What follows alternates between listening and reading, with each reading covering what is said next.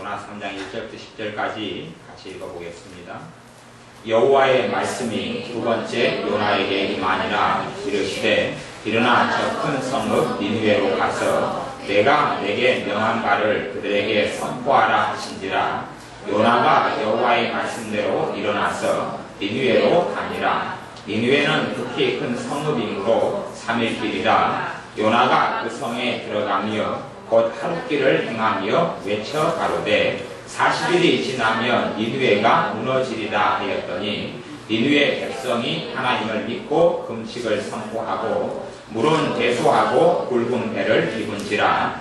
그 소문이 니느웨 왕에게 들리매 왕이 보좌에서 일어나 조복을 입었고 굵은 배를 입고 제에 앉으니라. 왕이 그 대신으로 더불어 조서를 내려 니느웨에 선포하여 가로되 사람이나 짐승이나 소떼나 양떼나 아무것도 입에 대지 말지니 곧 먹지도 말 것이요 물도 마시지 말 것이며 사람이든지 짐승이든지 다 굵은 배를 입을 것이요 힘써 여호와께 부르짖을 것이며 각기 악한 길과 손으로 행한 방포에서 떠날 것이라.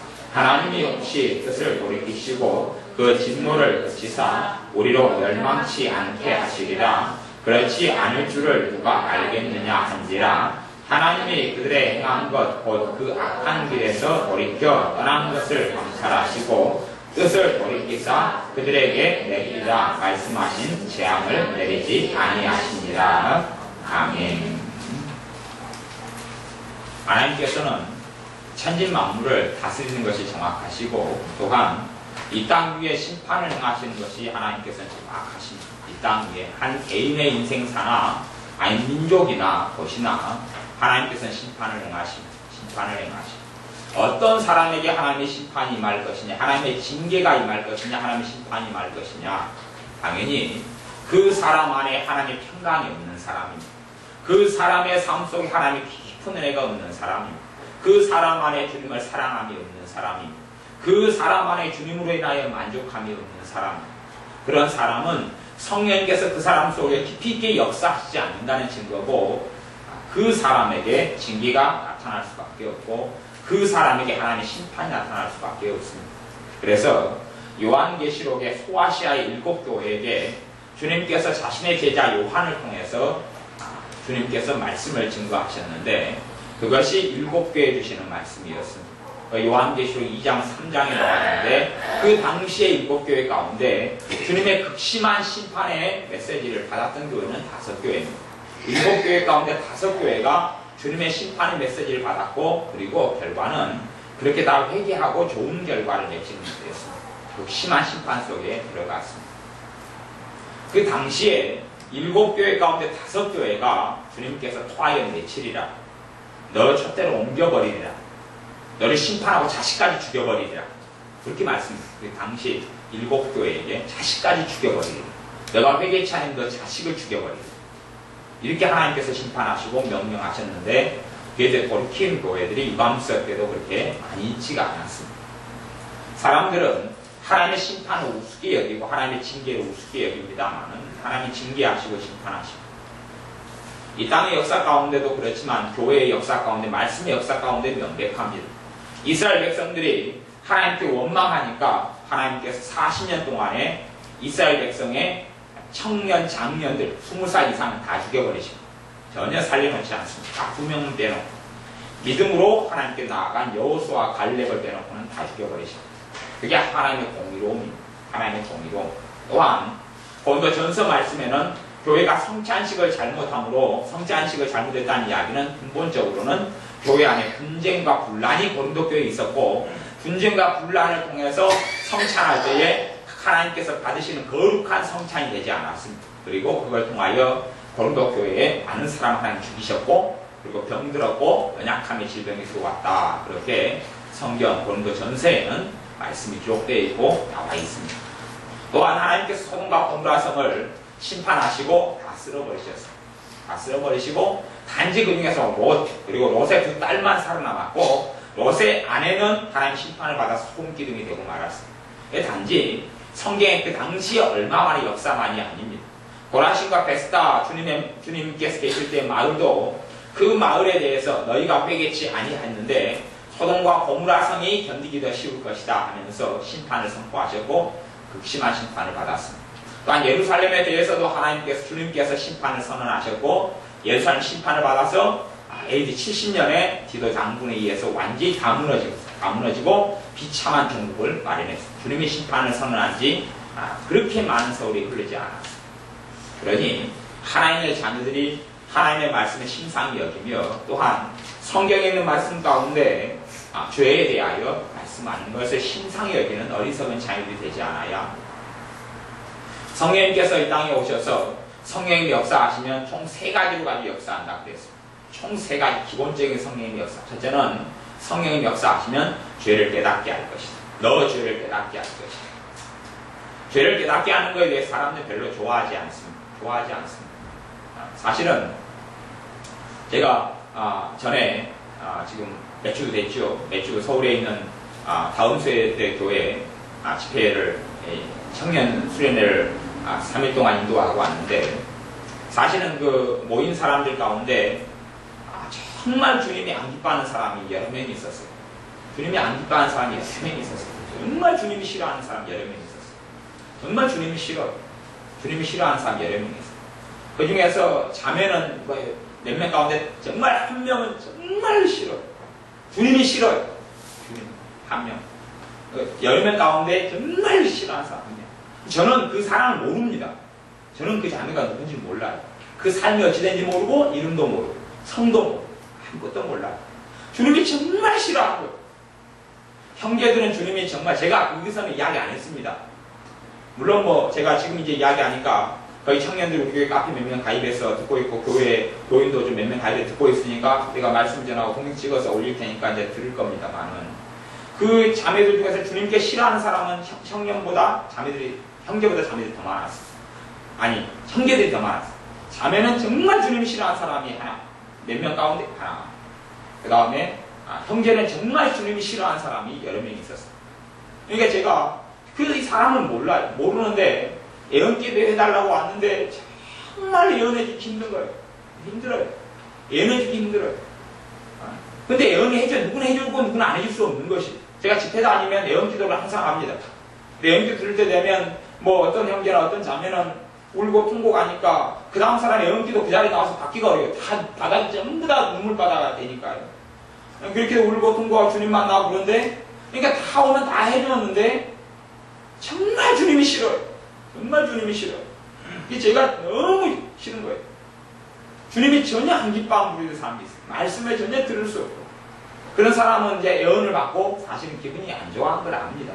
왜냐하면 자기 생각하고 말씀 들리죠.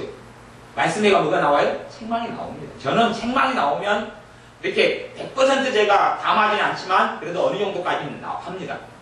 뭐 서울에 뭐 무슨 큰 믿음 교회인가 무슨 교회 같은 경우는 예언할 때 전부 다 좋은 소리만 하고 책망 안 하고 그래서 왜 책망 안 하는지 아니니까 그 변승우 목사님 그 양반은 자기가 설교 시간 다 책망하는데 예언 가지고 또 책망하고 또 두드러 팰까? 그래서 안 한다고 그러는데 정말 악하버렸어. 악하버렸어 이것이. 내가 그 양반에 대해서 좀 좋게 생각했는데 그걸 다시 설교를 깊게 본 다음에 정말 악하고 그렇게 돼갑니다. 전에는 그 양반을 옹호한 적도 있는데 제가 이제 옹호를 못하겠어요. 예언이 뭔지를 모르고 도대체 뭐가 뭔지를 모르는 무식갱이. 어쨌든 그 예언을 할 때 책망과 또한 좋은 게 나옵니다. 위로도 나오고 책망도 나와요. 위로도 나오고 책망도 나오는데 책망을 하니까 안 맞는 거예요. 자기하고 안 맞아요. 부딪히는 것이에요. 부딪혀요. 아니 저에 대해서 좋은 이야기를 하겠어요. 보라놓고 보면 집회를 가도 마찬가지입니다. 전에 한국에서 우리나라에서 최고로 큰 기도 모임이 있어요. 에스더 기도 운동 본부라고 우리나라에서 가장 크게 1년에 몇 차례 집회를 하면 몇 천, 3,000명, 5,000명이 모여가 집회를 해요. 거기 그 모임 때 5일간 가서 집회를 했어요. 작년인가 5일간 가서 집회를 했는데 정말로 그 리더 되는 그 대학교 교수님 리더를 하는데 그렇게 강팍해서 말씀을 거부해요. 그 중에서 설교 듣다가 울고 통곡하고 쓰러지고 뭐 이런 사람도 많이 있는데 청년들은 그러고 기도하는 사람은 그러고 귀신이 정체가 드러나고 마귀의 정체가 드러나는 것은 그 사람들 가운데 기도하면 마귀 정체가 드러나고 그래. 속에 있는 정체가 드러나는 것이 수십 명 우스웠어요. 그런데 그게 다 눈을 가리고 다 무시하고 안 듣는 것이. 그런 다 감사한 일을 봅니다. 제가 그 목회자 모임에서 제가 설교를 여러 번 했는데 그 중에서 2번의 설교는 성령께서 역사했어요. 그러니까 한 번 설교하니까 한 번 설교한 다음에요. 성령 역사 설교를 했는데 목사님들을 놓고 제가 설교를 여러 번 목회자 모임에서 설교했는데 그 중에서 2번은 제가 마지막 설교 2번이 2번째 마지막 설교 제가 나왔다 그랬죠. 근데 그 앞에 설교는 듣고 저한테 말을 안 걸어버려요. 말을 안 걸어. 2번째 설교는 제가 평생에 설교를 제가 그래도 21~22살부터 시작해가지고 20년 제가 설교를 해오는데 그중에서 평생 처음으로 그렇게 성령님대로 살려가 설교한 적이 한 번이에요. 그게 최초. 제가 설교 끝난 다음에 어안이 벙벙했어요. 어안이 벙벙할 정도로 그렇게 설교를 했어요. 목사님 모임에 설교를 했는데 설교 듣고 몇 명 짜서 울고 통곡하고 주님을 만나고 물론 그 사람도 나중에 저를 대신했어요. 왜냐하면 그 모임에서 나오려고 그러니까 거꾸로 이제 저하고 결별되고 빠이빠이 됐어요. 근데 그 목사님 사모님이 우울증 걸려가지고 심각하게 있다가 여기까지 데리고 오셔서 정사님 기도받고 치료되고 제가 가서 거기 가서 하나님께서 많은 부분 위로하고 치료하고 그렇게 했어요. 그 다음 이제 빠이빠이. 그 몇 명은 그렇게 회개하고 울고 통곡하고 했는데 나머지 사람들은 극악하게 저를 공격하고 비난하고 그랬습니다. 자기가 뭔데 지나 똑바로 살지 죄에 대해서 설교하고 우리가 똑바로 안 한다고 그러고 뭐 그렇게 하느냐. 그러면서 극심하게 왔어요. 그래서 저한테 연락이 와서 막 공격이 들어와요. 빨리 잘못했다고 빌어라 사과해라. 왜 제가 하나님께 겸손해야 되니까 내가 가서 보면 사과하겠다. 식사하면서 내가 정말 잘못한 부분들 또한 내가 뭐 본의 아니게 나는 하나님께 말씀을 주셔서 전했지만 상처를 받은 거 있으면 내가 용서해라. 내가 가겠다 그러니까 이제 거꾸로 가겠다 그러니까 당신 사과는 안 받겠다 그러는 거예요. 당신 얼굴은 안 보겠다 그러는 거예요. 그래서 내가 그 모임을 한 몇 달을 더 있다가 그 다음에는 이제 그러면 내가 당신들하고 결별하겠다. 내가 있으니까 불편하잖아요 너희들. 그러니까 내가 당신들하고 결별하겠다. 그 안에는 이제 목회자들이 치매가 나타나고 사고가 나타나고 이게 하나님께서 경고하시는 거예요. 그들을 살리려고. 목회자 하나님 종들이니까. 그렇게 기도 요청이 들어와 제가 이제 신경 안 씁니다. 저하고는 상관없이 결별. 저도 마음을 다 끝내버려요. 그것이 제가 가입해 있는 우리 장로교 교단위에서 노예 목사님 모임입니다. 제가 노예를 그래서 옮겼어요. 내가 옮기겠다고 다 동의해 주더라고요. 내가 아무 일 없이 다툼 없이 교회를 노예로 옮겼어요. 그런 목사님 모임에서 그러는 거예요. 근데 한국교회에 데이비드 오어 목사님 같은 사람을 통해서 심판의 메시지를 정했습니다. 전쟁이 일어난다. 그 적나라하게 이런 죄 때문에 하나님 심판할 테니까 그럼 회개하면 하나님 용서해 주실 거고 회개하지 않으면 전쟁이 일어날 것이다. 그 전쟁이 일어난 전조에 대해서 첫째 항공모함이 뜬다고 이야기한 거예요. 항공모함이 한국에 온 적이 없어요. 오질 않았어요. 근데 항공모함이 부산에 들어와가지고 그 다음에 동해로 갔어요. 오면 미사일을 쏘고 북한은 위협했고 우리는 난 위협으로만 받아들이고 있습니다. 그럼 무슨 일이 난 그 시나리오와 과정까지 이야기했어요. 그리고 그 하나님의 사람이 전 세계에서 그 모든 심판에 대해서 예언을 했고 그대로 다 이루어졌어요. 근데 그 설교를 듣는 많은 성도님들과 많은 목회자들이 비웃었고 웃었어요. 너무 흔해 빠진 스토리로 이야기하는 거야. 제 양반은 참 지가 뭔데 케냐의 아프리카 흑인 목사님인데 지가 뭔데 저러느냐. 그리고 우습게 얘기했어요. 그것이 한국교회의 현실입니다. 한국교회의 현실이에요. 한국교회에서 죄에 대해서 사실 설교 안 합니다. 죄에 대해서. 용서에 대해서는 설교하고 하나님 축복에 대해서는 다 설교해요. 하지만 죄를 지적하진 않아요. 죄를 지적하면요 교회 다 떠납니다. 전부 다 떠나요. 뭐 큰 교회만 돼서 예를 들어서 성광교회나 제일교회만 돼서 술 장사하지 마십시오 설교하면 무슨 일이 벌어질 것 같습니까? 그 목사는 쫓겨납니다. 영락교회 술 장사하지 말라 그러면 술 장사에 관여된 집사님, 권사님, 장로님이 열면 쫓겨납니다. 말 못합니다. 여자 장사하지 마십시오. 여자 장사하는 사람 많거든요. 무슨 말인지 아시죠? 여자들 가보다 놓고 역전 같은 데서 거기에 교인 권사님들이 다 있거든요. 여자 장사하지 마. 그게 극악한 죄인데 세금 포탈하지 마십시오. 세금 포탈요. 믿는 사람 가운데 국가돈 세금 덕질하고 포탈하고 사업하면서 거짓말하고 사기치는 사람들은 10명 가운데 9명이 넘습니다. 그거 하면 장로님도 들고 일어나서 그 목사 쫓아내줍니다. 그것이 한국교회의 현실입니다. 그건 진짜입니다. 진짜. 있는 그대로 이야기한 겁니다. 그리고 축복 이야기하고 좋다 이야기하고 하나님 도와주실 거다 이야기하고 치료 이야기하면 좋아합니다. 그 목사님은 안 쫓겨납니다. 그게 진실입니다. 진실이에요.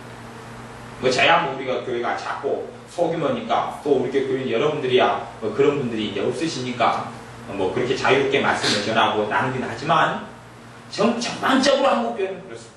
한국교회는 그래요. 그러니 목사님들이 이제는 안 쫓겨나려면 덩어리가 돼야 합니다. 덩어리가.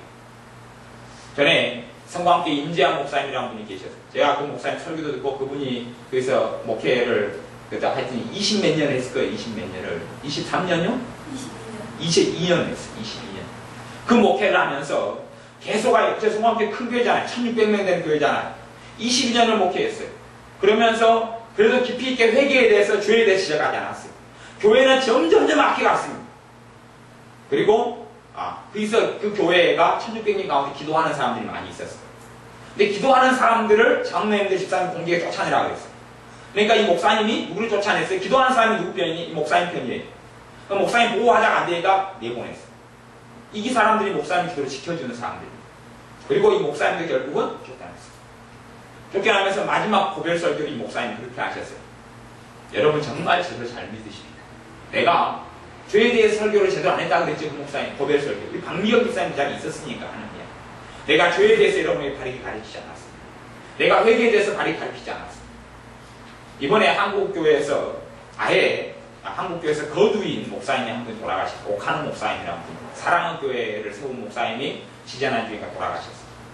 돌아가셨는데 그분이 작년에 상암운동장에서 울면서 이야기했어요. 한국교회가 잘못된 게 4개입니다. 우리가 지금 죄를 지적하지 않지 않습니까? 회개도 없지 않습니까?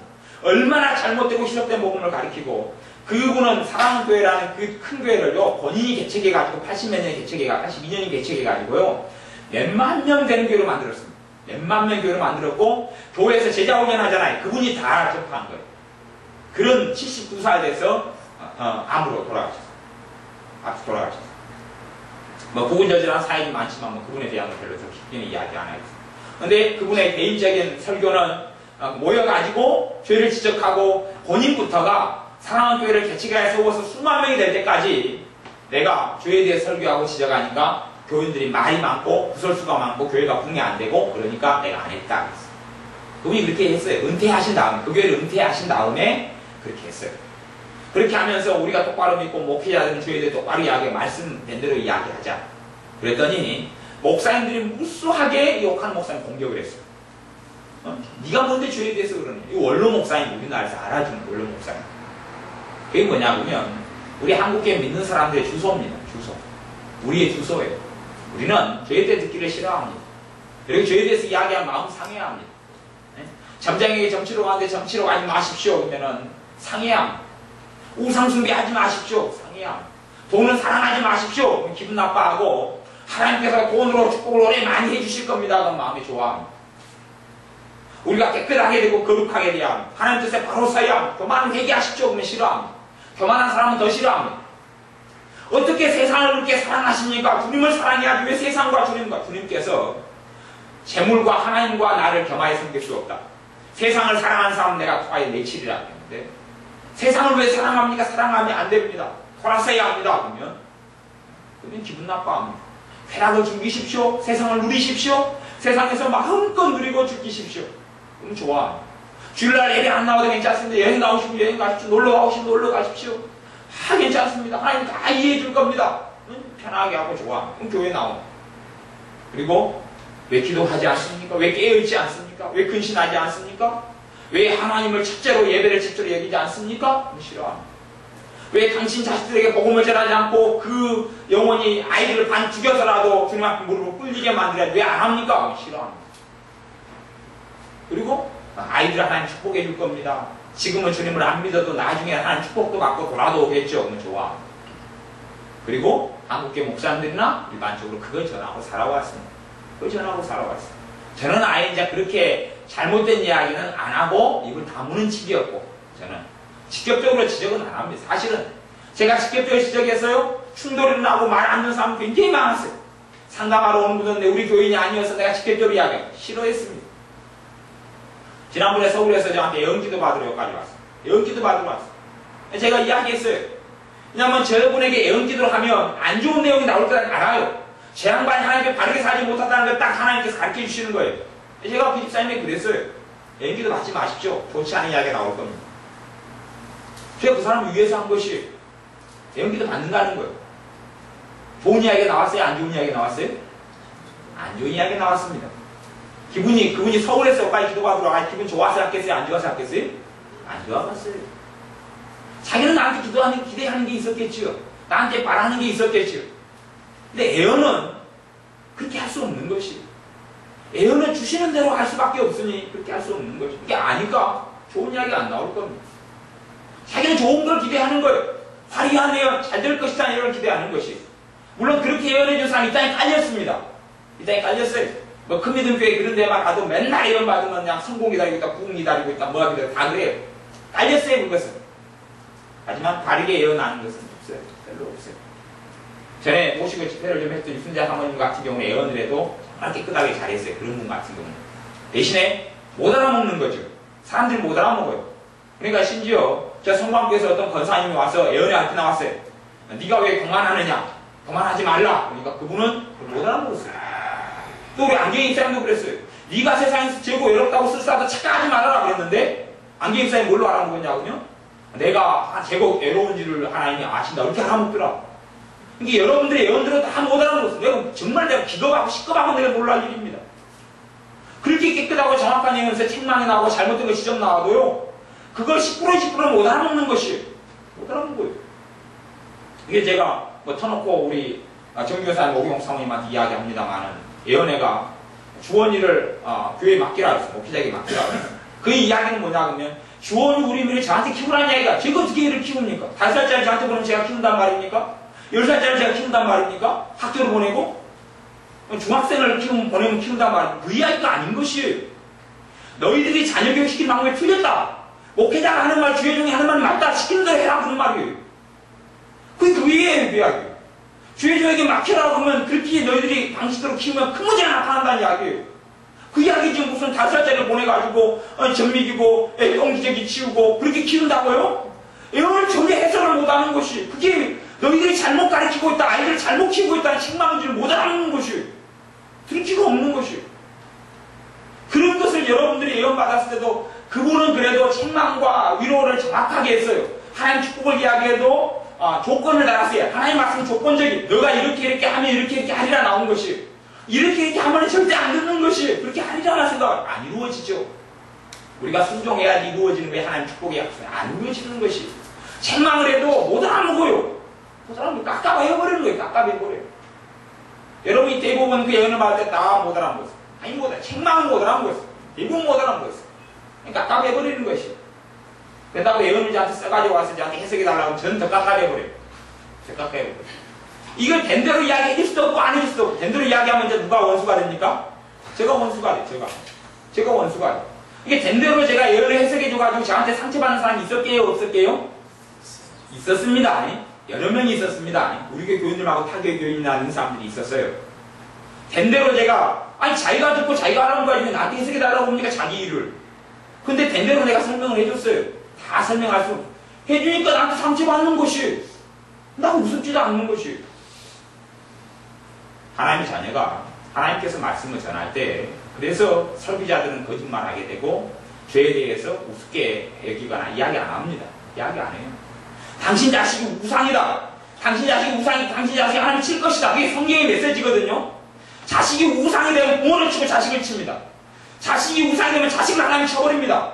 그게 하나님의 말씀이에요. 그건 누가 이야기해 줍니까? 저도 이야기 안 합니다. 저도 이야기 안 합니다. 제가 하나를 이야기해 드릴게요. 하나 이야기해 드리면 여러분이 그거 다 관찰해서 보셔야 돼요. 누가 어떤 아이가 어떤 자식이 예수님 영접하고 믿었어요. 예수님 영접했어요. 은혜도 받고 평안도 받았어요. 그리고 세상을 사랑해서 떠나죠. 신앙을 벗어나고 떠났어요. 그리고 처녀로 떠났어요. 그러면 그 자식은 10년, 20년짜리 극심한 혼란이 옵니다. 극심한 혼란이 와요. 그게 정확한 이야기를 하는 것이에요. 여러분의 자식이 교회에 나왔는데 아직 예수님 영접 안 하고 주님을 몰라요. 그리고 교회 몇 번 다니다가 떠났어요. 그러면 그런 경우는 그런 극심한 혼란이 안 옵니다. 그런 게 안 와요. 그런데 교회를 나와가지고 예수님 영접했어요. 은혜를 좀 받았어요. 예를 들어 방언도 좀 하고 그리고 이제 주님을 떠났어요. 그러면 그 자식은 반드시 잘못된 결혼 납니다. 첫째. 그리고 극심한 환란이 옵니다. 주님 믿다가 떠난 자녀들 큰 저주가 옵니다. 그리고 그 사람 인생에 말로 할 수 없는 비극들이 찾아옵니다. 제가 뭐 냉정하게 그런, 예를 들어서 내가 뭐 있으니까 내가 까놓고 이야기할게요. 우리 박미영 집사님 같은 경우도 저는 주님 믿다가 떠났죠? 그렇잖아요. 주님 믿다가 공산당 사상이 심취하고 데모에 이렇게 세상에 빠져가지고 데모하고 공산당 믿다고 이루려고 이렇게 주님을 떠났어요. 그러니까 우리 집사님이 지금은 이제 하나님 축복에 지금 평안의 때가 와겠어요. 우리 집사님의 삶 속에는. 그러니까 제가 이야기하는 거예요. 지금도 그 심한 혼란 가운데 때는 이야기 안 할 거예요.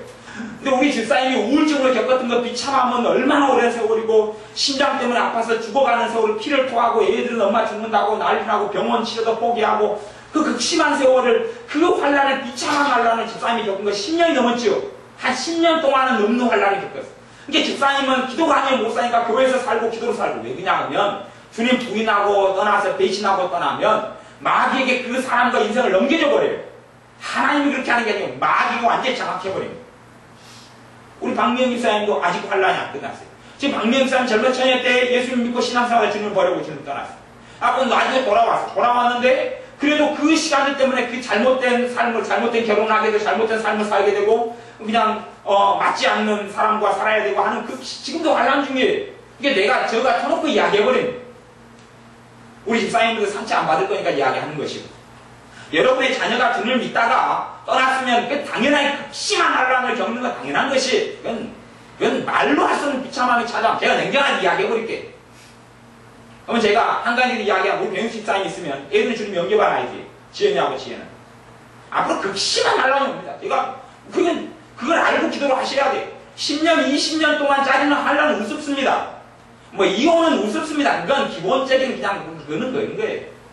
기도한다? 아니요. 하나님을 떠나서 회개하고 돌이켜 다시 돌아와야 되는 것이 예수님 영접하고 믿고 제가 다 확인했어요. 예수님 영접했었어요. 그거 주님 떠났어요. 세상에 아이게 됐어요. 그건 이제 비참함이 찾아오는 것이 그건 뻔한 것이. 근데 제가 그런 이야기를 지금 데이비드 오 목사의 메시지가 되니까 제가 이제 대놓고 이야기해버리는 것이. 근데 그걸 누가 이야기하겠어? 이야기하면 상처받고 원망하고 한다. 알면서 입을 다무는 것입니다. 알면서 입을 다물 수밖에 없는 것이에요. 하나님의 은혜가 지킬 때 관리하지 못하고 하나님의 은혜를 다 소멸시켜버리면 그 사람에게 환란이 닥쳐오고 하나님의 보호가 사라져버리고 마귀의 공격을 통해 질병이 오고 환란이 오는 건 뻔한 것이. 제가 그때 다 이야기 안 해줍니다. 제가 돌려서만 이야기를 많이 했어요. 돌려서만. 지금 하나님의 은혜가 떠나져 갑니다. 떨어져 갑니다. 사라져 갑니다. 없어져 갑니다. 기도하셔야 됩니다. 돌려서만 이야기했어요. 직접적으로 이야기하면 충격을 받을 뿐만 아니라 상처받아요. 자기가 상처받아 스스로. 그리고 교회를 얼마든지 떠날 수가 있는 것이. 극심한 환란과 어려움이 다가옴. 하나님의 은혜를 소멸하고 잃어버립니다. 그리고 문제들이 많이 일어나는 것이. 주님을 영접했다 믿었다가 떠난 사람들은 주님께 돌아오는 것 자체가 어렵습니다. 그건 아셔야 합니다. 돌아오는 게 쉽느냐, 돌아오는 게 자기가 돌아올 마음이 있어도 그렇게 안 되는 것이. 마귀가 가만 놔두질 않습니다. 굉장히 어렵고 험난한 길을 걸어와야 돼요. 사람 인생은 비참합니다. 그런 것을 저는 목회자니까 그냥 보고 알아요. 무슨 말이냐 그러면 제가 집회를 많이 인도하기도 하고 사람들 많이 만나잖아요. 우리 교인만이 아니고 상담하러 제가 상담의 은사가 있고 상담을 95년 때부터 상담하는 일을 종종 하고 세미나를 다니고 그러니까 사람들 많이 만날 거 아니에요. 많이 만나면 그 사람 삶을 제가 듣잖아요. 그러니까 제가 안다 그런 이야기예요. 제가 하나님이어서 뭐 은사가 있어서 아는 게 아니라 그것을 검증하고 그것이 다 보여주고 나타나는 것이. 그러니 여러분의 삶 가운데 내가 주님을 떠나고 주님을 알지 못하는 그 심각함에 대해서 알아야 합니다. 요나서 말씀을 잠깐 하고 말씀을 마무리할 터인데요. 요나서는 그렇습니다. 4절에 보면 요나 3장 4절에 보면 요나가 그 성에 들어가며 곧 하룻길을 행하며 외쳐 가로되 40일이 지나면 니느웨가 무너지리라. 이렇게 40일이나 그냥 성만 무너지는 게 아니고 그 사람들이 다 몰살당한다 그런 이야기예요. 소돔과 고모라 성처럼 하나님의 심판이 임한다 그런 이야기예요. 그리고 그것을 듣고 5절에 보면 니느웨 백성이 하나님을 믿고 음식을 선포하고 물온 대수하고 굵은 대를 입은지라. 그 소문이 니느웨 왕에게도 들렸는데 왕도 조복을 입고 왕도 베옷 사람 죽을 때 입는 상복을 입고 그리고 재에 앉았어요. 재는 흙더미 위에 불탄 잿더미 위에 앉았어요. 그리고 7절에 보면 왕이 그 대신으로 더불어 조서를 내려서 니느웨에 선포하여 가로되 사람이나 짐승이나 소떼나 양떼나 아무것도 입에 대지 말아라. 금칙을 선포했습니다. 짐승도 먹이지 말아라 그랬어요. 그리고 선포했습니다. 8절 사람이든 짐승이 다 굵은 배를 입을 것이요 짐승에게도 베옷을 입히라. 베옷을 짐승에게도 사람 죽음에 입는 상복을 입히라는 거예요. 힘써 여호와께 부르짖을 것이며 각기 악한 길과 손으로 행한 강포에서 떠날 것이라. 그래서 떠나라. 그리고 했어요. 9절에 보면 니네 왕이 뭘 고백하냐. 하나님이 혹시 뜻을 돌이키시고 그 진노를 그치사 뜻을 돌이키실 수 있겠다. 우리로 멸망치 않게 하시리라. 그렇지 않을 줄을 누가 알겠느냐. 지금요 니느웨 사람들은요 신자들이 아닙니다. 근데 요나 선지자의 외침을 듣고 회개하고 하나님을 믿게 됐어요. 근데 한국 교회는 신자들입니다. 믿는 사람들입니다. 회개의 외침 듣고요 거부해버립니다. 장현옥 하는 목사님 회개 메시지 듣고 거부해버리고 올해 이 데이비드 오 목사님 메시지 듣고 웃어버리고 비웃어버리고 지금은 이제 장난처럼 겁주는 소리처럼 그렇게 전락하고 말았어요. 아니 그러니 뻔한 일이 벌어지는 게 아니에요. 그러니 전쟁이 안 일어났다는 게 말이 안 되는 것이에요. 여러분이 지혜로우면 기도하면서 회개를 철저히 하시고 한국교회가 그렇게 안 될 것 같으면 후레쉬 준비하시고 초도 준비하시고 준비하셔야 됩니다. 그 전쟁이 벌어질 수 있는 거예요. 얼마든지 쉽게. 그리고 주식이나 아니면 그런 펀드 같은 거 정리를 좀 하셔야지 완전히 뒤집어쓰지는 않을 겁니다. 여러분이 회개가 철저하게 한국의 교회가 그런 분위기를 보셔야 돼요. 한국 교회가 지금 회개하고 돌이키고 그런 분위기가 느껴지면 그럴 필요 없습니다. 그렇죠? 근데 한국 교회가 전혀 회개를 자극하지만 한국 교회 자체가 한국 교회 안에 내가 들어가 있고 여러분이 들어가 있어요. 그래서 우리 안에 그런 회개 운동이 일어나지 않고 하나님의 뜻을 돌이키지 않는다. 그런 신호들이 나타나지 않아요. 여수에 있는 교회가 한 650, 700개 교회 가까이 됩니다. 근데 그런 게 나타나지 않아요. 여수에 있는 교회야 다른 경상도 교회보다 훨씬 뜨거운 교회인데도 불구하고 그러면 다 준비해야 됩니다. 전쟁 준비해야 되고 그 다음에 십상승향도 준비해야 되고 그 다음에 전기실을 다 파괴되고 그렇게 하니까 초나 후레쉬나 이런 거 후레쉬 같은 것도 이렇게 컴퓨터를 통해서 충전하는 거 말고 전기로 충전하는 거 충전식 말고 그냥 이렇게 건전지로 하는 것들을 준비하셔야 되고 그렇게 하셔야 됩니다. 근데 돌이키면 하나님의 뜻을 돌이키셔서 용서하시겠다 그랬습니다. 그리고 이 말씀에도 요나 3장 10절에 보면 하나님이 그들의 행한 것 곧 그 악한 길에서 돌이켜 떠난 것을 감찰하시고 뜻을 돌이키사 그들에게 내리리라 말씀하신 재앙을 내리지 아니하시니라. 재앙이 안 내렸어요. 요나가 가짜 선지자입니까? 진짜 선지자입니까? 진짜 선지자입니다. 왜요? 회개했으니까. 한국민족 데이비드 오 목사님 선포했어요. 그래서 한국민족이 회개했어요. 전쟁이 안 일어났어요. 진짜 선지자입니까? 가짜 선지자입니까? 진짜 선지자예요. 진짜 선지자.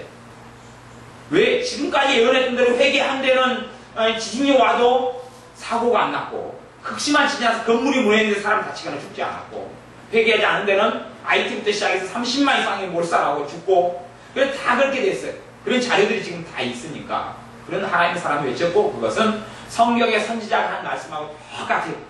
성경의 구약의 선지자가 하는 메시지하고 똑같은 것이 주님이 하신 심판 메시지하고 똑같은 것이 그러니 우리가 돌이키지 않으면 하나님의 심판을 면할 필요 없다는 걸 알아야 돼요. 우리가 당장 죽는다 그런 이야기가 아니죠. 무수한 죽음을 목격하게 될 것이고 무수한 환란 IT가 지진 나고 어디가 지진 나가지고 그 폐허가 되고 황폐가 되고 우리가 TV로 봤지요? TV로 봤지요? 그들이 기대했습니까? 기대하지 않았어요. 우리 교회 카페에 가면 동영상 하나를 제가 올려놨는데 제가 올렸던 거 아닌지 모르겠는데 이스라엘에서 어제 있었던 일입니다. 어제 있었던 일인데 어제 거예요. 어젠가 그젠가를 제가 헷갈리네요. 어젠가 그젠가 그래요.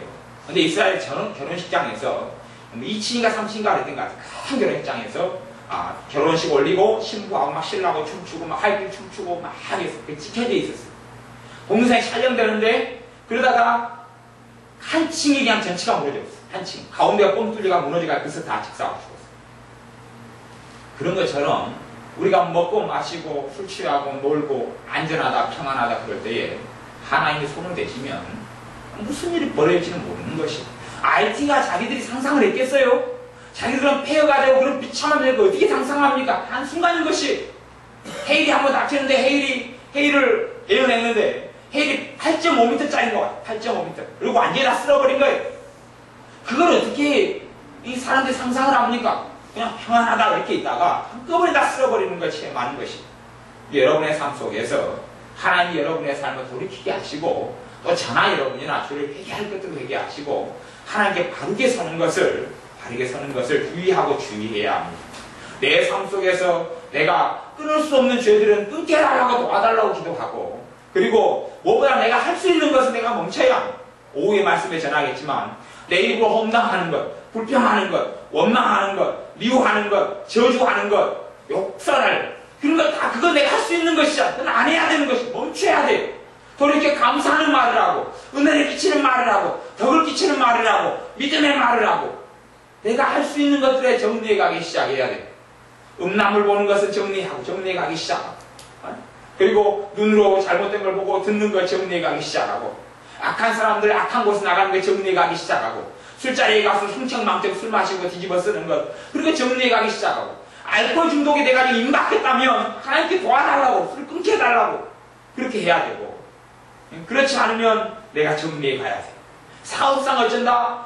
술자리에 갈 수 있어. 그건 말리는 건 아니에요. 음료수 마실 수 있잖아요. 음료수. 하나님의 사람이 봐보세요. 내가 믿는 사람이라는 걸 저 사람이 알고 있어요. 같이 술 마시고 같이 독주 마시고 소주 마시고 놀아요. 그럼 저 사람이 하나님께 돌아와요? 안 돌아와요? 안 돌아옵니다. 그 사람이 영혼에 대한 책임을 나한테 안 물을 것 같습니까? 여러분의 삶에 축복이 올 것 같습니까? 아니요. 저주가 옵니다. 나 때문에 저 사람이 주님을 안 믿거든요. 하나님을 섬기는 니나 나나 안 섬기는 나나 똑같다. 똑같은 거 하나님 살아계시냐? 다 뻥이다 그거. 하나님께 돌아오지 않고 회개하고 돌아오지 않습니다. 그 영혼에 대한 책임을 나는 반드시 져야 됩니다. 내 삶에 저주가 안 온다고요? 내 자식에게도 하나님 저주가 임합니다. 이 똑바로 네가 살지 못하겠느냐? 내 용서를 받고 구원을 받은 자서 그렇게 너가 살 수밖에 없느냐? 하나님 말씀하십니다. 우리의 삶 가운데 우상숭배를 정리하셔야 돼. 우상숭배. 점쟁이에 가는 걸 정리하셔야 돼. 점쟁이 정리가 우상숭배. 우상숭배 제사 문제 정리하셔야 돼. 여러분이 초신자인 경우는 시간이 좀 걸려도 제가 그까지 좀 초신자, 제가 지금 이야기하는 건 초신자는 그냥 지금 상태 말고 초신자는 더 많이 기대하지 않습니다. 믿음이 약하니까. 그런데 믿은 지 그래도 몇 년 되신 분은 한국교회 죄에 대한 책임을 져야 됩니다. 이제 초신자들은 우상숭배를 아직 못 고치고 제사문제 정리 못한 것에 대해서 제가 깊이는 이야기 안 하겠습니다. 그건 그들이 나중에 감당해야 될 몫이니까. 그런데 신앙생활을 몇 년 하시고 주님을 좀 알고 은혜 받는 사람은 정리하셔야 돼요. 정리하시고 철저히 회개하셔야 됩니다. 회개하시고 내 삶 속에 하나님께 지적하시는 문제, 내가 고의적이고 악의적인 부분들은 고쳐야 됩니다. 고치고 돌이키고 그 부분을 회개하고 나아갈 때 하나님께 삼국문제 용서하시고 도와주실 겁니다. 전쟁은 다 예기치 못하게 다 왔습니다. 지진도 예기치 못하게 왔습니다. 해일도 예기치 못하게 왔습니다. 다 예기치 못하게 왔어요. 그러니 우리가 주님 앞에 온전히 회개하고 돌아서면 하나님 용서해 주실 것이고, 그렇지 아니하면 이 땅에 우리가 상상하기 어려운 환란이 닥칩니다. 물론 부자들은 많이 피할 거예요. 부자들은 많이 모면할 거예요. 돈이 있으니까 다 모면할 거예요. 가난할수록 더 극심한 환란이 온다는 것은 이해하시고 아셔야 돼요. 그러니 서민인 우리가 문제가 되는 것이, 우리가 먼저 깨어서 우리의 그런 환란이 없도록, 있어도 쉬 지나갈 수 있도록 주님 앞에 서야 합니다. 기도하겠습니다. 아버지 하나님, 우리가 죄에 대하여 우습게 여기고 우리가 회개하지 아니하고 완악하고 강팍하게 살아가는 악함들을 고백하며 회개합니다. 주님 깨닫게 하셔서 우리 안에 진정한 우리의 죄를 끌어안고 하는 회개가 있게 하시고 하나님께 돌아섬이 있게 하여 주옵소서. 그리하여 주님 앞에 바르게 서서 이 한국 민족을 심판하시는 하나님의 손길을 피할 수 있도록 도와주시고 축복하여 주옵소서. 예수님의 이름으로 기도하옵나이다. 아멘.